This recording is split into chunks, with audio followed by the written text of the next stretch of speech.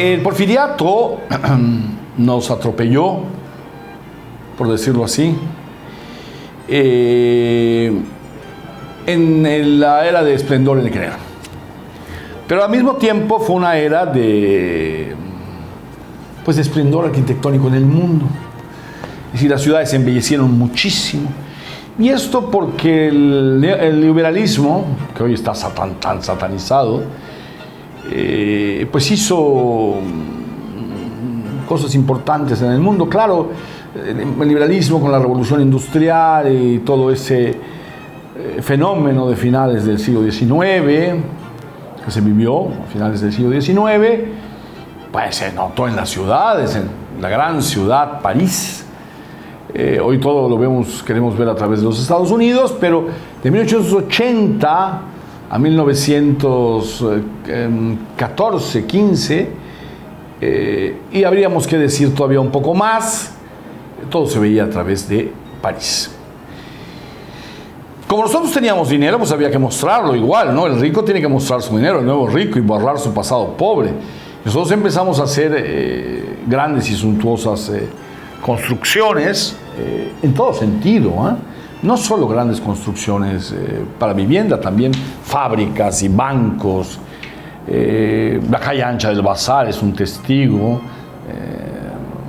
en el centro, un poco martirizada, pero si nos paramos y vemos los edificios, nos vamos a sorprender. Desde luego, pues qué decir, el Paseo Montejo y otras tantas construcciones en el centro, por todos los rumbos de la ciudad, ¿no? Hay como 200 edificios propiamente de esa época, aunque el gusto nos quedó hasta nuestros días. El gusto por los elementos ornamentales de esa época. Debemos decir, siguiendo a Vitruvio, bueno, antes de decir de Vitruvio, ¿qué es lo que pasó? Que hubo una restitución, de la arquitectura clásica, de la arquitectura grecorromana. En la historia de la humanidad hay siglos de ruptura y siglos de restauración. Bueno, la Edad Media vino a romper con el pasado grecolatino, y el cuerpo humano quedó proscrito. No se podía exhibir. La pintura, la arquitectura mostraba claramente pues la visión de esa era oscura, que a pesar de oscura dio muchas cosas al mundo, cuidado, porque cuando cayó Roma permitió que entraran otras corrientes diferentes también. El gótico es de esa época. El mudéjar, en el sur de España, también entró con la caída de Roma, más o menos. Pero bueno, en términos generales es una época oscura. El Renacimiento nace reivindicando un poco todo lo que la Edad Media negó y volviendo los ojos a Grecia y a Roma. Los frontones, todo eso, el entablillado, cosas que vemos en la casa de Montejo, que se hizo en el siglo XVI, es griego, es latino. Por eso nosotros tenemos ese gusto por esas cosas, porque en el momento de nuestra fundación es un siglo de restitución del pasado. Y en el momento que fuimos más ricos, pues también hay otro momento de restitución del pasado. Muy, muy, muy interesante. Después se rompe con todo eso y viene otra corriente del mundo, después del Renacimiento, que el romanticismo y luego el siglo de las, al mismo tiempo el siglo de las luces, que planteó un rompimiento muy severo en el pasado, y así sucesivamente, ¿no? Pero luego viene esta bella época maravillosa y viene una restitución del pasado y luego se rompe con esta, etcétera, etcétera, hasta que ya llegamos a una era contemporánea, una era moderna con muchas características especiales. Voy a dar ahorita, parece que todos los edificios son iguales y no lo son. Hay diferentes tendencias en estilo de esa época, ¿no? Voy a dar algunas de las construcciones más representativas. La casa Peón de Regil del Paseo Montejo, preciosa. El Ateneo de Mérida es curiosísimo, ¿eh? Él nunca fue Ateneo, ¿eh? Quiso allá hacer un Ateneo, es decir, una escuela, Salvador Alvarado, y nunca fue, y la seguimos llamando Ateneo, perdón. Eso fue el obispado.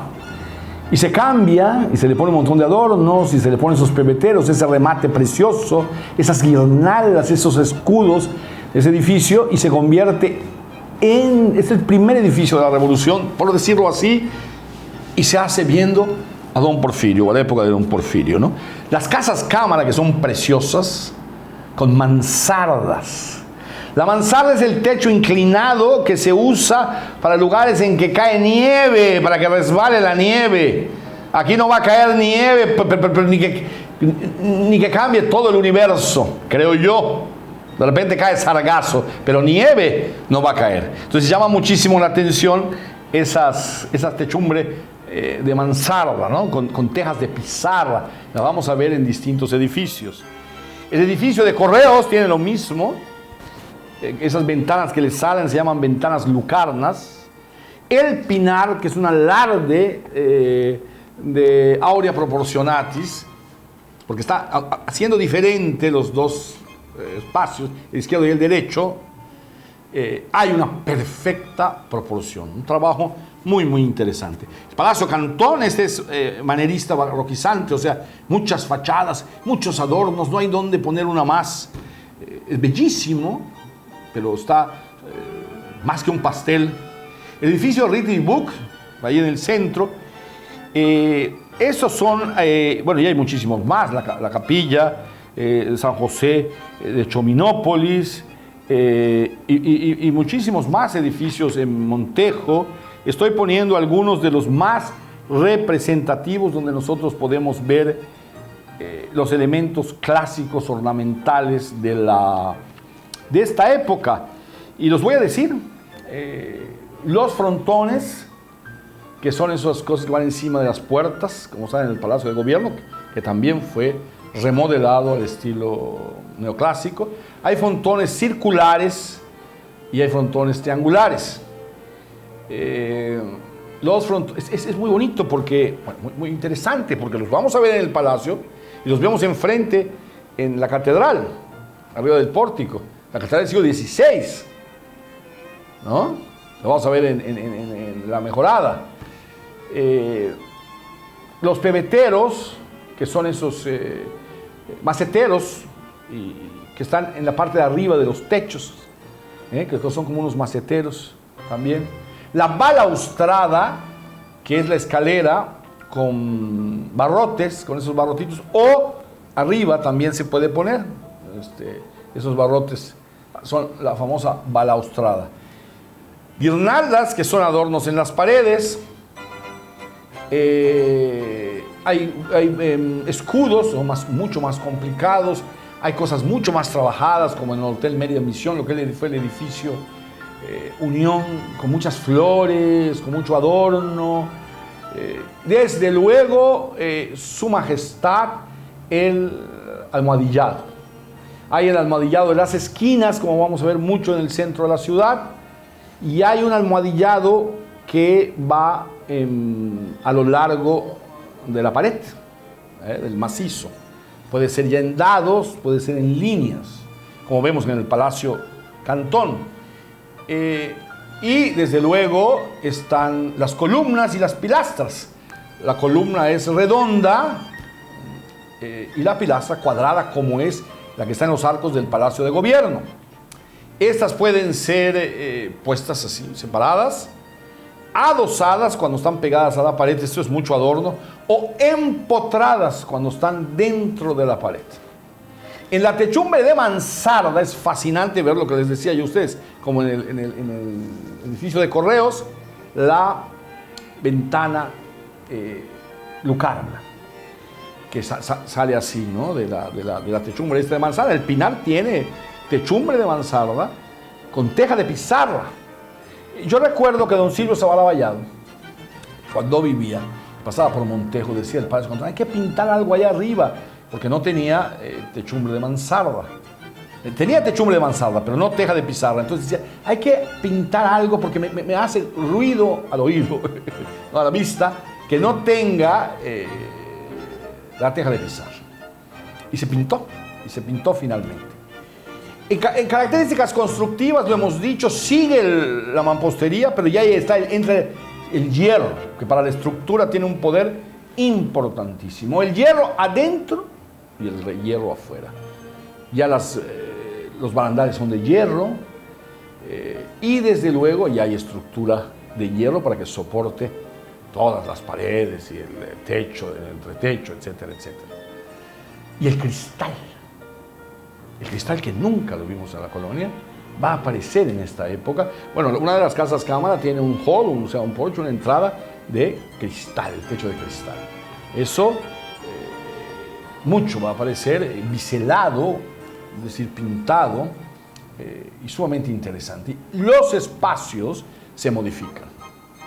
Ya hay un espacio para cada